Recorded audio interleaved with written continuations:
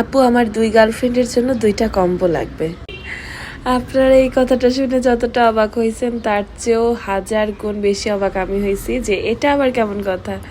2টা গার্লফ্রেন্ড, তারপর 2 জনের জন্যই কম্বো।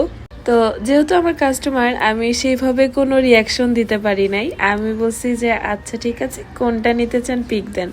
উনি বলতেছে যে না পিক না, আপনি আমাকে হচ্ছে রেডিমেড শাড়িগুলো দিয়ে একটা কিছু বানিয়ে দেন, আপনারগুলো দিয়ে নিলে অনেক কস্টিং পড়ে যাবে, 2 জনকে দিতে পারবো না। আমি তো অনেক অবাক হয়ে গেছি যে এ আবার কেমন বান্দা। তারপর আর কি বললাম যে আচ্ছা ঠিক আছে, কালার অ্যান্ড বাজেট বলেন। এখন বলতেছে যে আচ্ছা একজনের লাল পছন্দ, একজনের নীল পছন্দ, আবার 2 জনেরটা একেবারে সেম টু সেম দিয়ে না, তাহলে কিন্তু 2 জনই রাগ করবে। আমি বলি যে কি কাহিনী। পরে আর কৌতূহল সামলাতে না পেরে জিজ্ঞাসা করলাম যে আচ্ছা ভাই আপনি বলেন তো কাহিনীটা কি। পরে বলতেছে আরে আপু আমার 2টা বেস্ট ফ্রেন্ড আছে, মেয়ে বেস্ট ফ্রেন্ড, তো ওই 2টাই আমার গার্লফ্রেন্ডের চেয়েও বেশি প্যারা দেয়। আপনার সব পোস্টে আমাকে মেনশন দিতে দিতে পাগল করে ফেলছে, এখন আপনি আমাকে